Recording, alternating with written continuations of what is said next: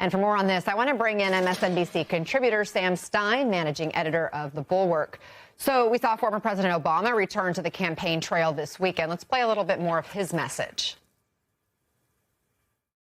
So if you believe in that better story of America, do not sit this one out.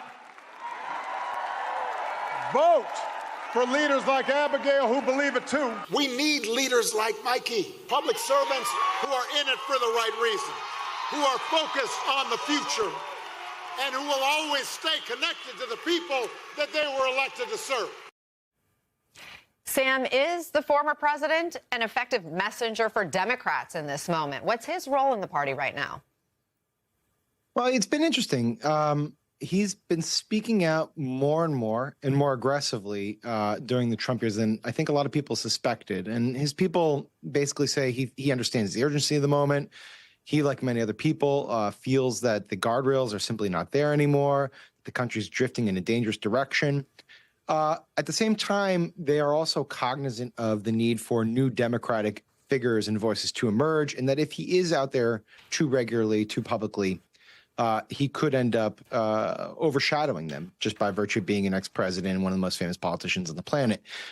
With respect to these elections, I mean, this is sort of a tried and true formula now. Barack Obama, at the close of the campaign, comes out very specifically to do turnout operations. And by that, I mean he goes to largely Democratic locales in certain states and tries to reach people who may be on the fence about voting but are reliably Democratic. And he tries to get them to the polls. And that is something that he's good at. He can still deliver a speech, obviously, but he's good at motivating and synthesizing the moment in a way that a lot of Democratic politicians simply aren't. President Trump, he's posted online about these races. He did endorse Jack Ciattarelli in New Jersey for the governor's race there, but he hasn't hit the campaign trail for these GOP candidates. Does that surprise you?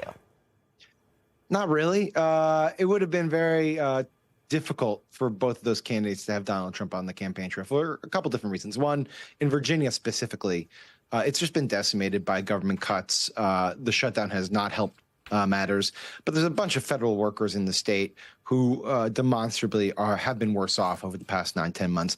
And in New Jersey, look, it has trended rightward in recent years and election cycles, but it's very clear that the efforts by the Democrats right now is to tar the Republicans with just being in the pocket of Donald Trump, and canceling things like the Gateway Tunnel, for instance, is just not popular in the state. And so having him there would raise more questions than it does.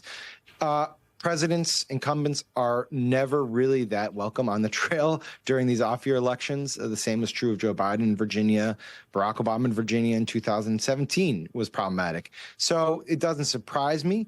Where Trump's going to be advantageous is doing these teletown halls. And also, he's got a lot of cash. Remember, he's been raising all this money, even though he says, well, he doesn't say it, even though he can't run again for a third term. He has all this money, and he's got to spend it, and he's going to be spending it on these races. A new NBC News poll shows some frustration among voters with President Trump, with around 2/3 now saying he has fallen short on the economy and the cost of living.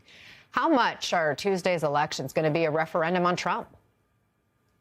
A lot, I think. And those numbers are incredible. I mean, if you remember, in the first Trump administration, it was voters' perceptions that the economy was actually pretty good, which held him afloat in polls. And now, in the second term, I should just back up again. It was in 2024 campaign where he ran on costs of living and a bad economy that got him a second term in the White House. For him to have those numbers at this juncture is a death knell for a lot of Republicans. If voters are not feeling good about the state of the economy, if many of them actually say that their current personal situations are worse than they were 10 months ago, that is going to cloud the picture for Republicans up and down the ballot. And frankly, I'm a little bit surprised, I suppose, that more Republicans aren't speaking out or trying to create some distance from Trump, knowing that he cannot run for a third term and seeing these numbers in which the voter discontent is very, very evident. Sam Stein, it's good to have your perspective and insights. Thanks, Anna. Thanks for joining us.